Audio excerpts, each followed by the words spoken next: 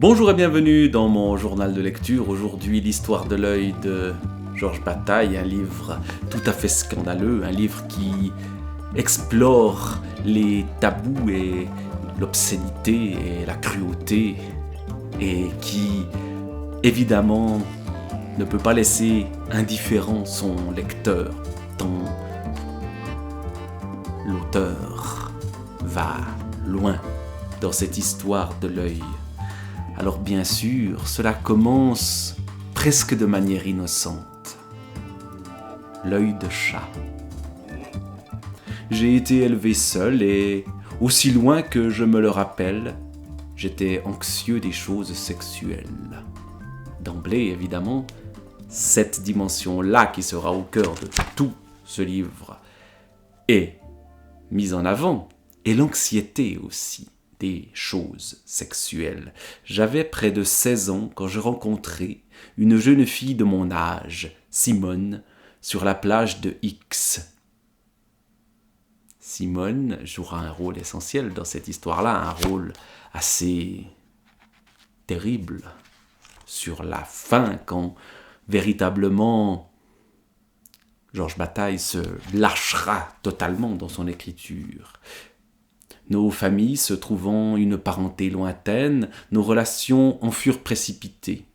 3 jours après avoir fait connaissance, Simone et moi étions seuls dans sa villa. Elle était vêtue d'un tablier noir et portait un col empesé. Je commençais à deviner qu'elle partageait mon angoisse. À nouveau, cette idée d'anxiété et d'angoisse par rapport aux choses sexuelles. Et ces choses sexuelles qui pourtant vont devenir totalement libérées par la suite, d'autant plus forte, donc l'angoisse, d'autant plus forte ce jour-là qu'elle paraissait nue sous son tablier. Entrée en matière tout à fait érotique, mais au fond assez classiquement érotique. Et pourtant, dès la première scène, eh bien, cet érotisme prend des formes, prend des allures tout à fait étranges. Il faisait chaud. Simone mit l'assiette sur un petit banc, s'installa devant moi et, sans quitter mes yeux, s'assit et trempa son derrière dans le lait. Je restai quelque temps immobile, le sang à la tête et tremblant, tandis qu'elle regardait ma verge tendre ma culotte. Je me couchai à ses pieds. Elle ne bougeait plus. Pour la première fois, je vis sa chair rose et noire, ça c'est entre guillemets, baignant dans le lait blanc. Nous restâmes longtemps immobiles, aussi rouges l'un que l'autre. Elle se leva soudain, le lait coula jusqu'à ses bas sur les cuisses. Elle s'essuya avec son mouchoir debout par-dessus ma tête, un pied dans le petit banc. Je me frottais la verge en m'agitant sur le sol. Nous arrivâmes à la jouissance au même instant, sans nous être touchés l'un l'autre. Cependant, quand sa mère rentra, m'asseyant sur un fauteuil bas, je profitai d'un moment où la jeune fille se blottit dans les bras maternels. Je soulevai sans être vu le tablier, passant la main entre les cuisses chaudes. Et ce n'est pas la dernière fois qu'il passera sa main entre ses cuisses chaudes.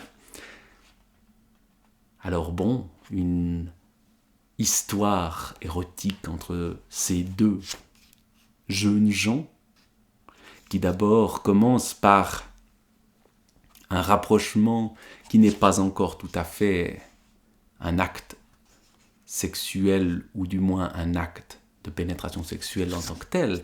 Il y a tout un jeu qui a lieu, mais le jeu va devenir plus pervers par la suite, parce qu'il y aura une certaine Marcelle. Cette Marcelle sera une sorte de fantasme pour le narrateur et pour Simone. Mais les choses dégénéreront, les choses iront jusqu'à la mort. Et derrière le sexe, il y a la mort. Avec le sexe, il y a la mort. Une mort cruelle, une mort qui n'a pas autant de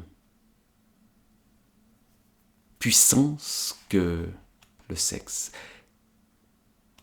C'est le sexe qui l'emporte sur la mort, du moins au début, même s'il y a un chapitre qui s'appelle « Un filet de sang ». Et puis, ensuite, après la mort de Marcel, eh bien, on va s'enfuir, on va aller sous le soleil de l'Espagne, vivre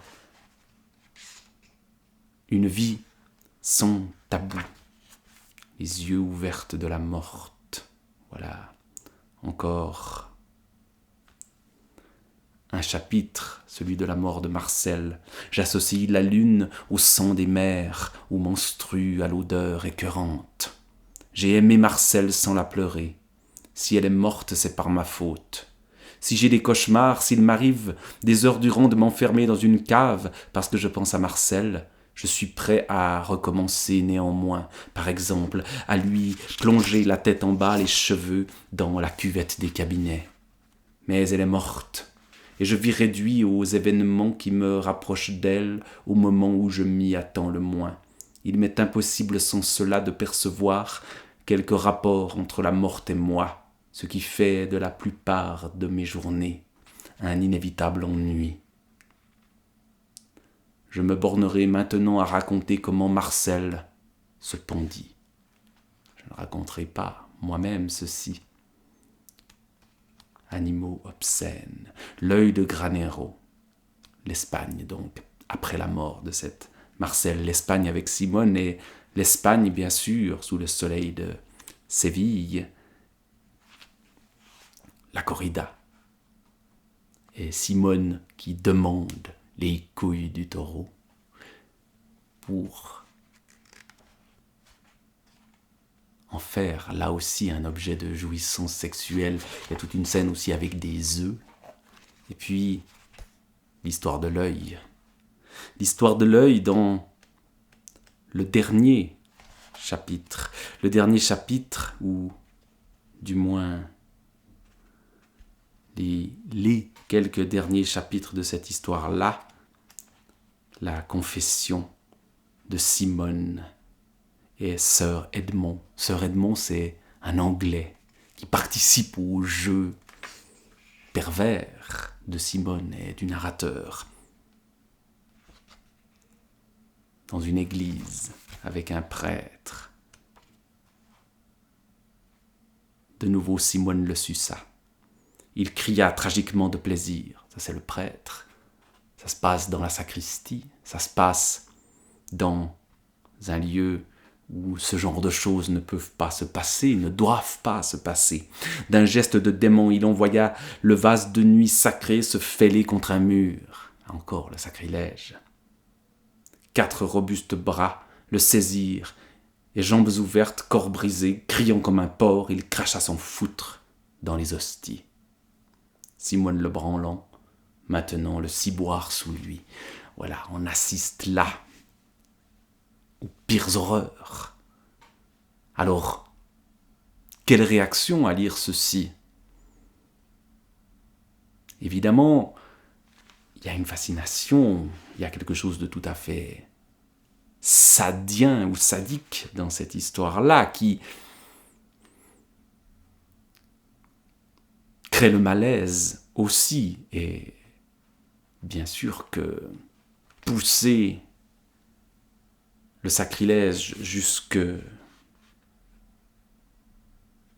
à il crache à son foutre dans les hosties, eh bien, on peut trouver ça trop. Et le dernier événement lié à ce prêtre et la fin de ce prêtre également, c'est briser tous les tabous avec cette histoire d'œil qui est absolument immonde. Alors, une lecture qui suscite quoi au fond ? qui suscite une certaine